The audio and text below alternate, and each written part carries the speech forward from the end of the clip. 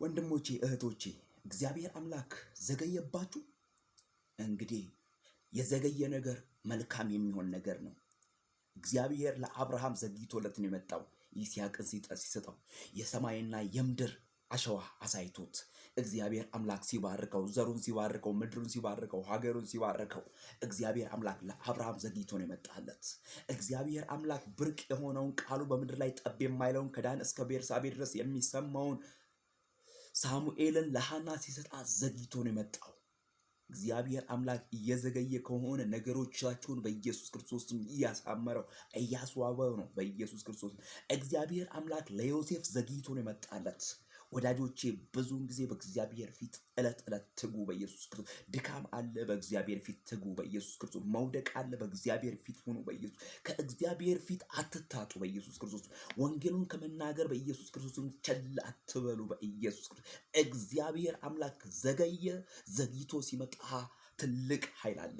ዘግይቶ ሲመጣ ትልቅ ክብር አለ። በኢየሱስ ክርስቶስም ይዘገያል። እግዚአብሔር አምላክ ቀድሞ ይደርሳል። ማንም አይቀድመውም። እግዚአብሔርን የቀደመው ማንም የለም።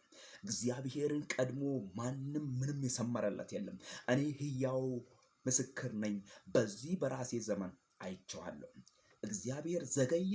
እህቶቼ እግዚአብሔር ይመጣል። ግን እግዚአብሔር ዘገየ ብላችሁ በድካም በዝለት በእንባ አትድከሙ። ቢዘገይም በፊቱ ለው ይሁን።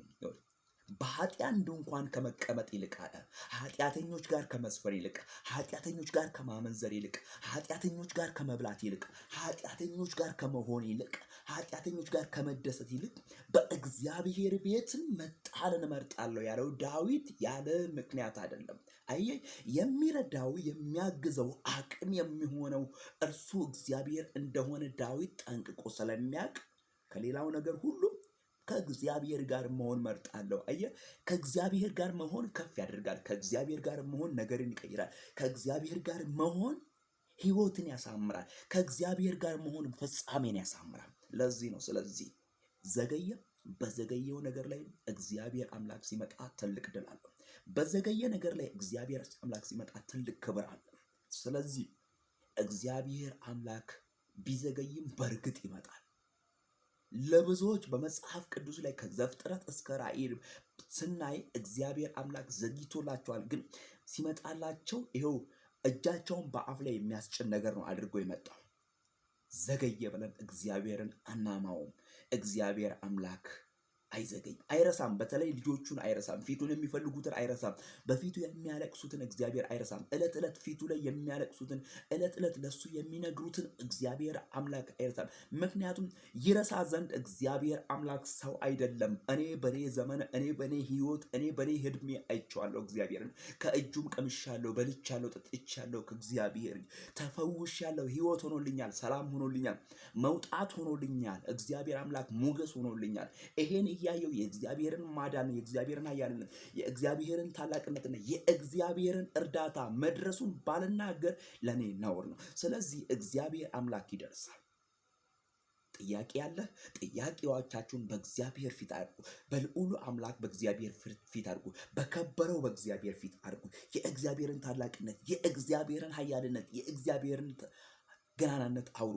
ይው ሰይጣን እግዚአብሔር አምላክ እንደዘገየባችሁ አድርጎ ማጉረምረምን፣ ማልቀስን፣ ተስፋ መቁረጥን ሊናገር ይችላል። ለምን መሰላችሁ? ሰይጣን ተስፋ ስለሌለው ተስፋ ይቆርጣል። እናንተ ግን ተስፋ ያላችሁ አድራሻችሁን የምታውቁ የልዑል አምላክ የእግዚአብሔር ልጆች ናችሁ።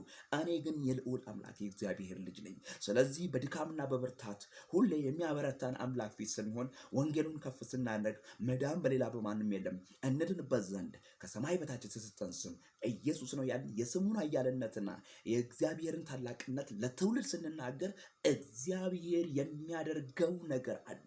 አስጠንቅቄ በደንብ ጫና አድርጌ የምናገረው ስለ እግዚአብሔር ኃያልነት ነው። ስሙ ለዘላለም ይባረክ። ጌታ ለዘላለም ከፍ ይበል በኢየሱስ ክርስቶስ።